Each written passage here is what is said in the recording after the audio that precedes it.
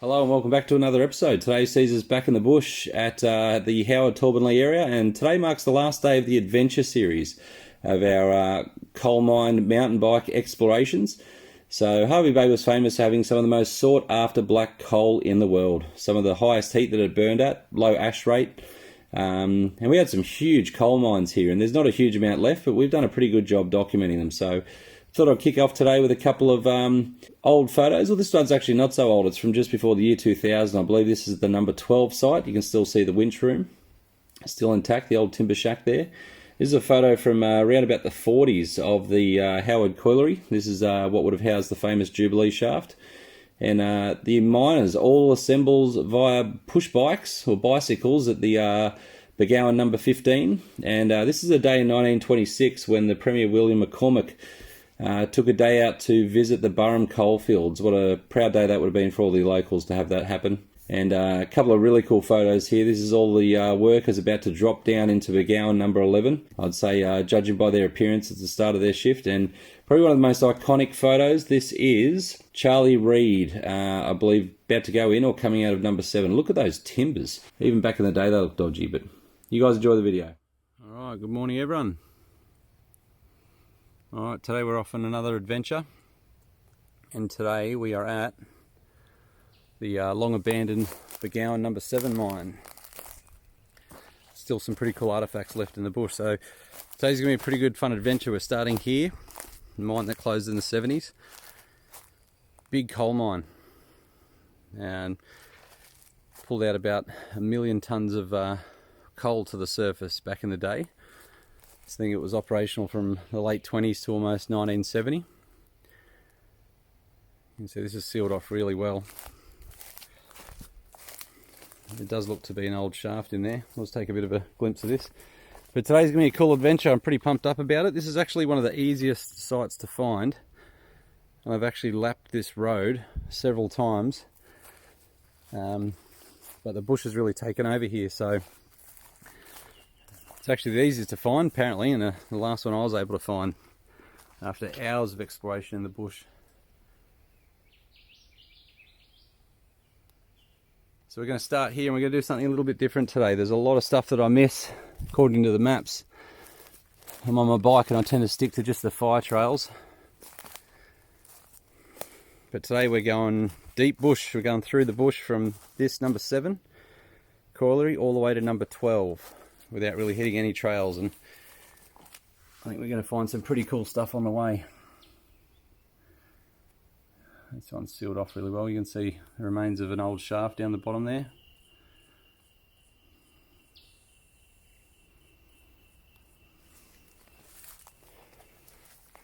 So this historic site's pretty famous because of the big smokestack, which is still pretty much intact, still standing. And that would have been a chimney that would have lent to a kiln. I guess there would have been some steam powered equipment here back in the day. So we're going to check that out before we get on the bike and head off for the day. It's going to be a good day of exploring.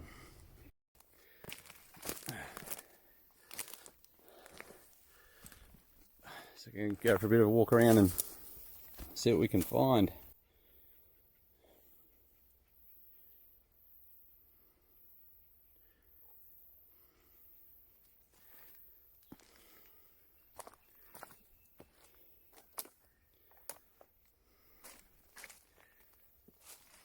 So I've got some new equipment on my mission today. Got ourselves a gimbal.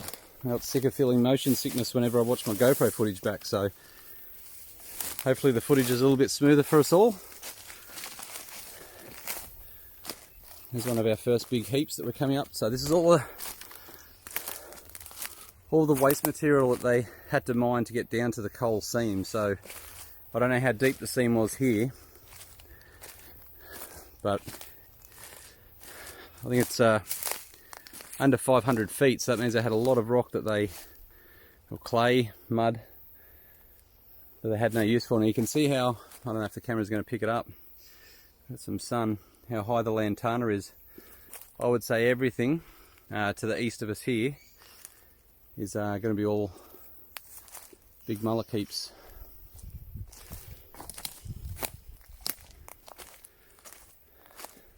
So there's not heaps of information about this mine. I tried, you know, doing a lot of Google research on it, and there's a few photos, and someone got some aerial footage on a drone, I think almost 10 years ago. There's not much else. So hopefully next time you Google Burgowan number 7, you might get a link to this video and you'll be able to see what's left of it all.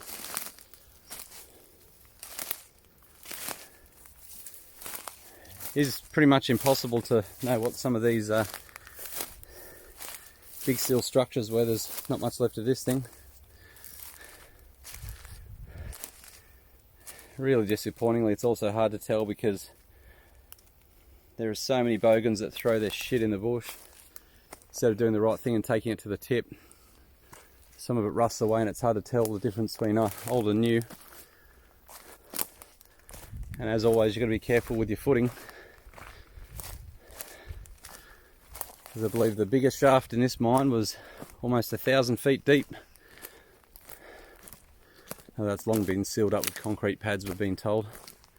And very dangerous to access. So when the miners used to go down these big shafts, they had an air return to get rid of all that nasty air, and they had the clean air getting pushed down to where they were working. So with the mine all sealed up and no air getting to it, you pretty much bet your bottom dollar it's filled up full of gas. And that was one of the biggest dangers back in the day with coal mines, or it still is today, that coal mining is synonymous with methane gas. And even the coal dust as they're mining it is highly flammable. So I think of all the mining operations, from the very little I know about it, I think coal's the most dangerous. So when you're working in a hard rock mine, you obviously have the support of the bedrock that you're mining into, but not with coal. It's very shaly, very flaky, and the mining that they did here, for the most part, I think was room and pillar. So they would mine every part of the coal seam that they could, and only leaving the bare minimum coal pillars up just so the roof didn't cave in on the miners working well below ground. Oh, getting a bit lost here. Just checking out the old brickwork here, and you can see an old compressor pipe laying on the ground there.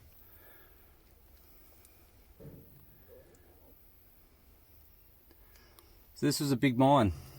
So in all of its years of operations, over 1 million tonnes of coal was brought to the surface. And I think when you look at mines, it's always a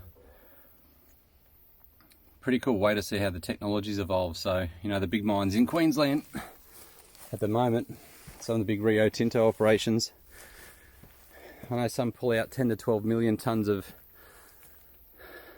coal ore every single year. That's not to take away that the efforts that the miners that worked here, I think at one stage they got up to about 120 miners working at this site. I'll just have one last look at this big stack.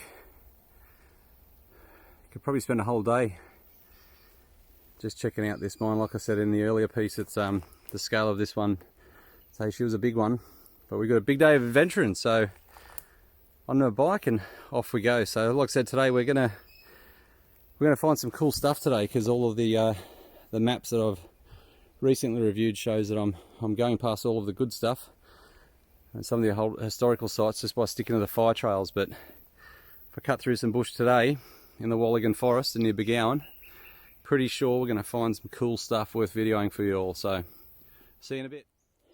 All right, just picking the video back up again. I'm not going to lie, I'm almost completely lost. I've got my trusty little Apple Watch with a compass, and I've got to head southeast. I can hear cars, so I'm not far from the road, but I just want to stop and shoot this and just show you guys why I find this so fun and how we find these sites in the middle of nowhere. So first thing is, on the ground that you're looking on, or the actual fire trail that we're on this time, before we went bush, went to black, so a bit of a sign of coal dust. And then you can see this absolutely huge mullock. That would probably be 30-40 foot high. There's about 4 or 5 of them, And then you sort of follow the treasures. So you look down here, see if we can get around. There's the remainder of an old rail line. And if you look really closely, you can sort of see the raised ground. So there's lots of flare on my camera, that's better. You can sort of see the raised ground that the rail corridor used to follow down. And another sign that we're getting close to some old mining sites is the heavy gauge of steel that they use to sort of just left lying around.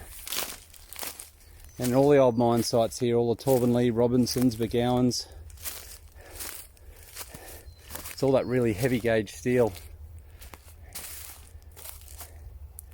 There's another sign that we're closed in on something. There's all these pits in the ground, and who knows what they would have been.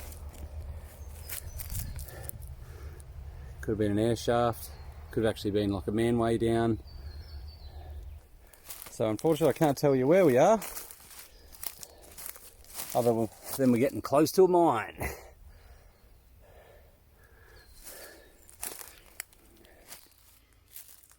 Alright, so just following this old rail corridor down through the bush. Actually a really pretty spot.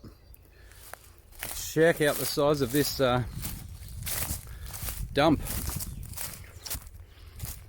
So I'm not using the GoPro today because GoPro makes everything look really small. But check that thing out. It must be, I don't know, 80 meters long, 20 meters high. So somewhere there is a big hole in the ground. We're going to find it. Alright, we're pretty good and proper lost now. I'm still trying to convince myself that this little raised bit of earth is the old rail corridor. So you've got to follow the clues. One thing is, the trees above it look really small, and then the trees to the left and the right of it are a fair bit bigger. So this maybe would have been completely clear maybe 20 odd years ago. So that's why we start with finding these places. Harvey Bay is really flat, so you pick the mullock, try to find out where the rail connected to the mines and start searching.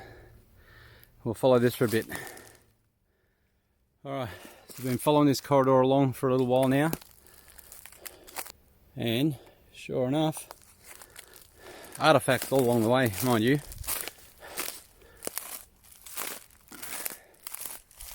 We have found what looks to be an old hoist. And a pretty big pit. So I'd say that would have been completely vertical, so they are the most dangerous pits to walk anywhere near. Where I am now is about as close as I'll ever get to one of these without any of my ropes. So you don't know if there's timbers blocking it, you don't know if there's a concrete pad, or you don't know if it's just 40 to 50 years of compost.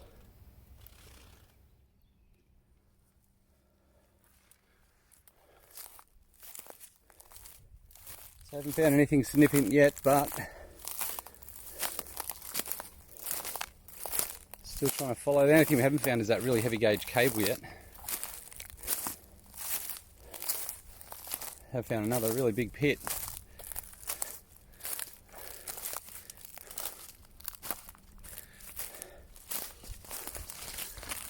Completely collapsed. Alrighty. So sitting up on top of this heap, I can see something through the bush. Mine shaft. It is completely and utterly collapsed, but still going to be pretty cool to have a look anyway. There's a couple of rail lines that lead right to the mouth of it. Check this thing out.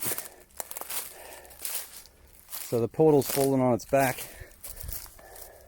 I'd say it wasn't backfilled real well. Looks like there's just some timbers jammed in here. But it's fallen over. then the entire shaft behind it has completely collapsed. So if we can take a walk around without getting too close to the edge of it.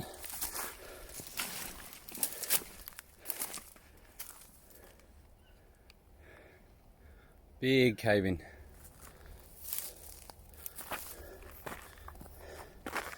Oh.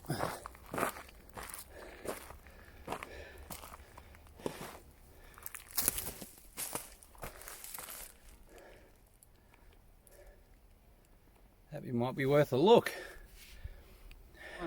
We're switching to GoPro for this bit. It looks pretty dry in there considering all the rain we've had. There's probably about 3 feet of pretty solid rock above our heads when we go in. So I'm going to try and squeeze in. Wish me luck.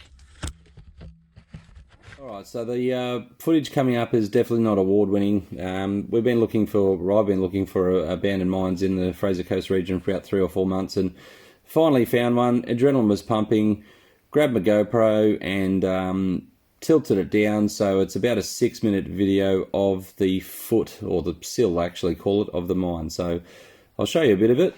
Come on, stand up in here. I am standing right now. Sorry moths, I'm coming into their home.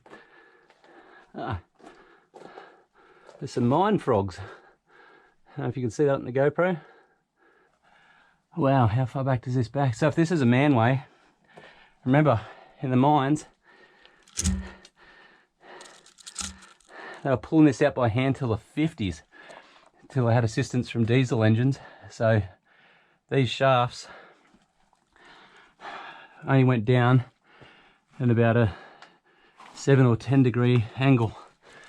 I've just heard an animal. I don't know if the camera picked that up. It's growling. It's an echidna. I don't know if they're aggressive. Does anyone know anything about echidnas? It just growled. Oh, it's completely backfilled. We're not getting any further down that. Looks like it kept going though. Yeah, that's not a collapse. So, extremely disappointed. Couldn't leave the video like that, so I took my son back a week later and we captured some more footage so they could actually see what's going on. So, here it is. Alright, so I'm just going to slide in and you have to leave the backpack there, okay? You got your helmet on? Yeah. Alright. Is it cool? Yeah, okay. You're up, buddy. What? Come in. Okay.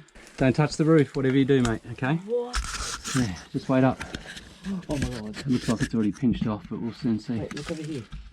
Oh, there's so much moss. Oh no, we'll be right. Oh. Right, you ready? Yeah. Are you light, mate? Hang on, just wait a sec. Calm down. Right. Follow me. Okay, you can't touch anything, okay? Yeah. Look at the moss. I know, mate, it's all good. See how the geology is all different because it's just coal? Yeah. They're big moss, eh? Yeah. Oh, little frog. Yeah. Alright. Probably shouldn't go too far because I want to get home. I know, so just you tread where I tread, okay? Yeah. Look at the floor, it looks like gold. Ah, it's pinched off, mate. Oh. Look. She's completely collapsed. Oh man. I'd say it's actually been backfilled. Should I go out? Yeah, wait, I'll come out with you, buddy.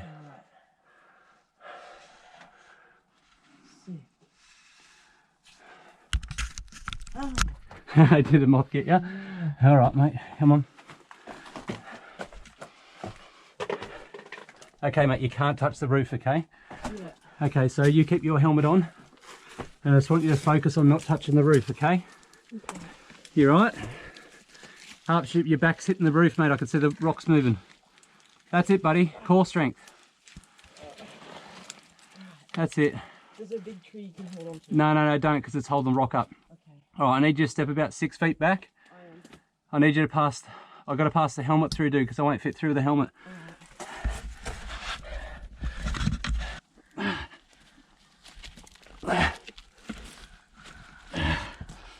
All right, back up a bit. Yeah. Oh, spewing. Right, so now I've got about an inch of clay on me. Still got about 18 k's to get home. On my way back to the bike, still finding some really cool stuff to stop and look at. Got this old compressor pipe here.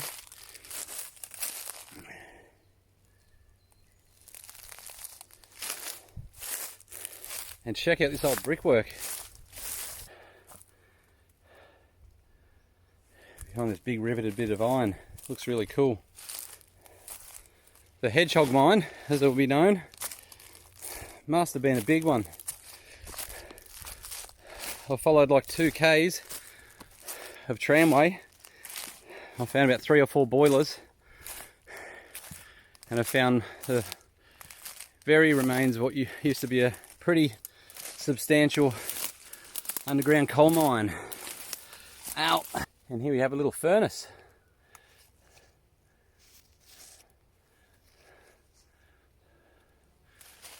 I hope you guys didn't think I was being a wuss chops before, but when something growls at you underground, it's pretty scary. I know there's no bears in Australia, but still,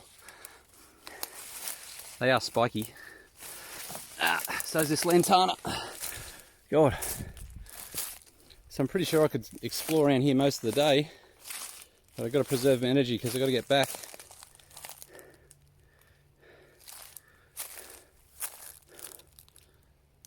So I'll see you guys when I'm back with a bike. Along the beaten path, we're picking up on another little set of clues. So we got the road in turning to black. I don't think you're going to be able to see it very well, but up through those trees is a huge mullock, and this is real cool. Got some old timber work here. So this has been filled in pretty recently. Looks like maybe the council's been here, sort of backfilling all this.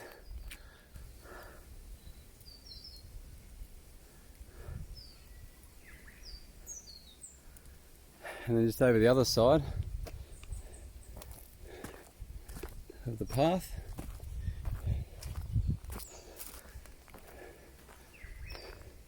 got some old concrete footings, some heavy gauge bolts, and we've got, just like every other site, I don't know if you can see this one too well, a rail corridor. So I'm going to follow this one for a little bit. This one's pretty hairy, really overgrown, so I don't know how long we'll be able to follow this, but we'll check it out. I followed the corridor along, only for a few metres, and we're getting pretty good at finding stuff. All the mines seem to have a pretty similar setup. Don't think I want to step into that. I'll go around.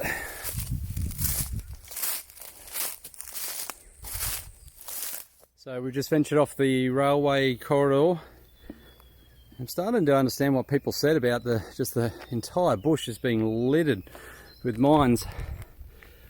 Once you're on the right track, even half the stuff I'm standing on. And just up here, not really good with my old machinery, but this does look to be a massive turbine and an engine housing. Here's the blockworks that would have supported it.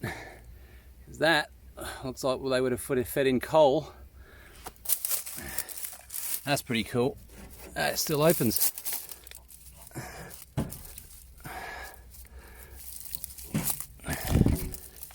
That's rusted shut. And just next to it, old mine shaft. Backfield, obviously. The concrete supports look really similar to the last one that we crawled into. So again, not much left of this one. This is where the little railway corridor ends. Either that or it's just completely overgrown.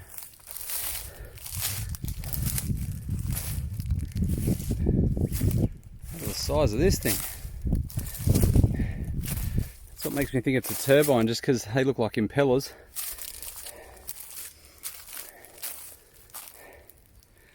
Obviously too heavy to take out of here. Alright, pick this up later on. Alright, here we are at number 12. And this, guys, will be the last one we explore. Encroaching up on one of the big mullock heaps now. And the more I get around, the more I learn about, just by learning from the land, about the layout of these mines. So they never placed all of these waste rocks close to the mine shafts. Obviously that would be, could be hundreds of thousands of tons of fill that they've thrown on top of there. They wouldn't want that really anywhere near their underground workings, because they already suffered a lot of collapses. That would just increase the likelihood. So, and the reason why I say this is the last one we're going to explore, I think we've done a pretty good job of getting around showing you guys what's out here. Today's been a massive adventure, only halfway through my ride, but these do take me away from my family. I've got a beautiful wife and 5 loving kids at home. G'day Spud, if you're watching. I know you'll be watching. She loves these episodes, Dad's adventures in the bush.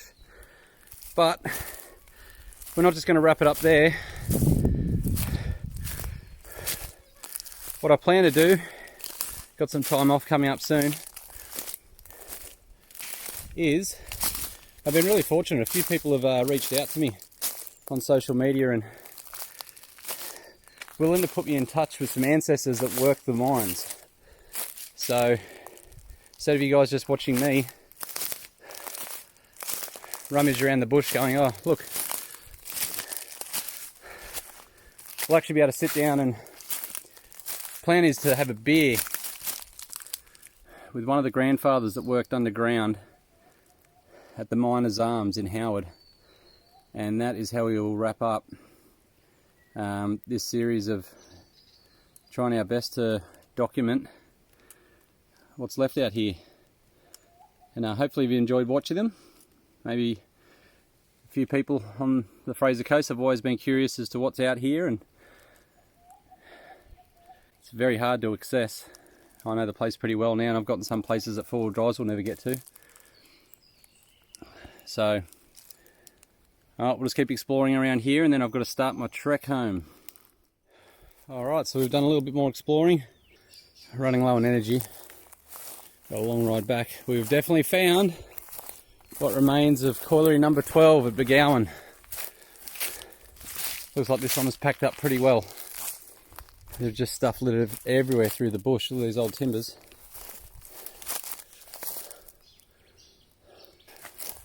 Look at the size of this block work. Jesus. So we must be really close to the mine. It's your typical setup with all of these. Your machinery is closer to the underground workings, and all of our waste rock is over there about 300 metres.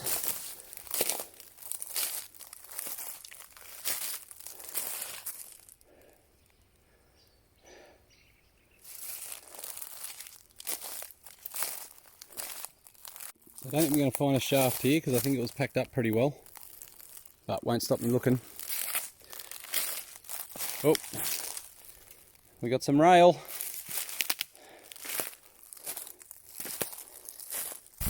I think I've actually done more walking than I have riding today.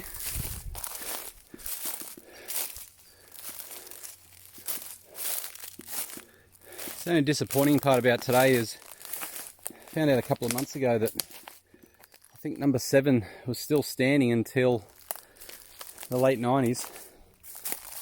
The council repossessed it, and then it was vandalised. But geez, what a cool tourist attraction it would have been if they kept it and maintained it. You know, where I grew up in New South Wales, there's a place called Old Sydney Town. That was a sort of B-grade theme park that used to do these colonial time reenactments. But even just going there just to look at the old cottages that they recreated was so cool. We could have had our own one of those on the Fraser Coast. So that's a disappointment, and the amount of scumbags that dump shit in the bush. Take your rubbish home with you. Harvey Bay's a beautiful spot.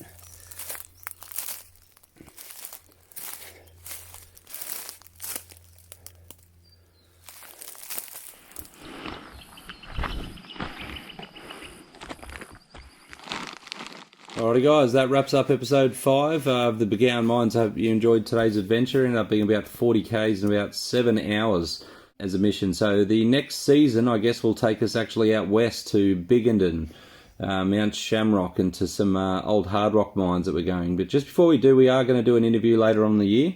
Anyone that's more into the history side of things, we will actually be interviewing a relative of someone that's reached out to me. We're very appreciative of someone that worked underground at these mines. And other than me just pointing at stuff that I have no idea what I'm looking at, I know a bit about mountain biking, but nothing about mining, this person will actually know what they're talking about. So if you want a bit of a history lesson, that will be coming up in the coming months. But other than that, guys, thanks for joining us for this adventure. It's been a fun couple of months. That's all from us today. Cheers.